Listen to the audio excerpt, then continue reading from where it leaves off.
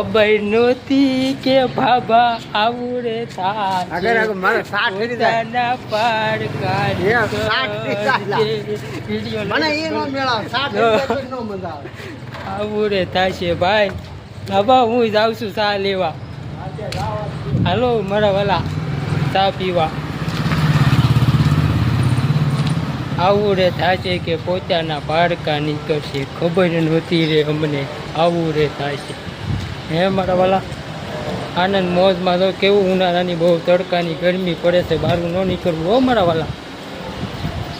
આવી જાઓ કોલેરા થઈ જાય